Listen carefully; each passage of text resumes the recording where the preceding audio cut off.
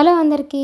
ఈరోజు మన వీడియోలో అలాగే పూరీ కర్రీ ఎలా ప్రిపేర్ చేసుకోవాలనేది ఈ వీడియోలో చూద్దాం.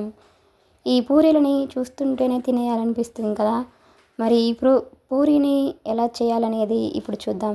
ముందుగా ఒక బౌల్లోకి 2 కప్పుల వరకు గోధుమ పిండిని తీసుకొని దానిలో రుచికి సరిపడా సాల్ట్ కూడా వేసుకొని ఒకసారి బాగా మిక్సింగ్ చేసుకొని దీనిలో వాటర్ని కొంచెం కొంచెంగా వేసుకుంటూ ఇలా పిండి మొత్తాన్ని సాఫ్ట్గా కలుపుకొని 1 అవర్ పాటు పక్కన ఉంచుకోవాలి.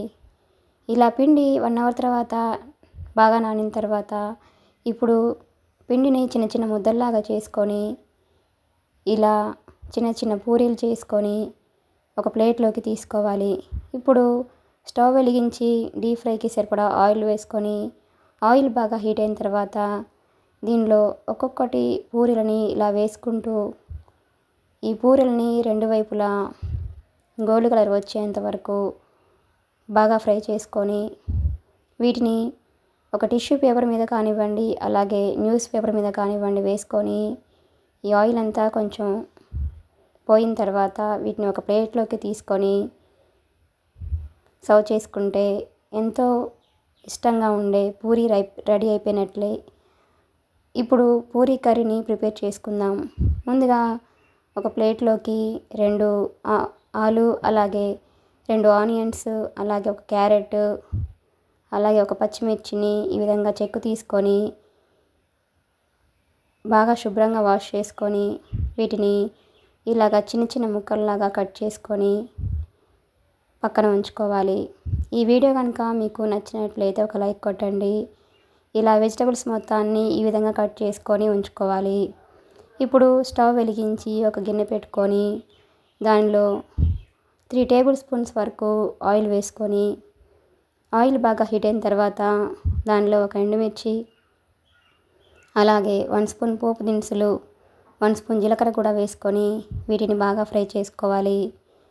ఇప్పుడు దీనిలో ముందుగా మనం కట్ చేసి ఉంచుకున్న ఆనియన్స్ని, అలాగే పచ్చిమిర్చిని కూడా వేసుకొని ఒకసారి మళ్ళీ బాగా మిక్సింగ్ చేసుకొని ఇప్పుడు దీనిలో ఆలూని కూడా వేసుకొని, అలాగే టొమాటోలు, అలాగే సన్నగా కట్ చేసి ఉంచుకున్న క్యారెట్ ముక్కల్ని కూడా వేసుకొని ఒకసారి బాగా మిక్సింగ్ చేసుకొని వీటన్నింటినీ లో ఫ్లేమ్లో ఉంచుకొని బాగా ఫ్రై చేసుకోవాలి.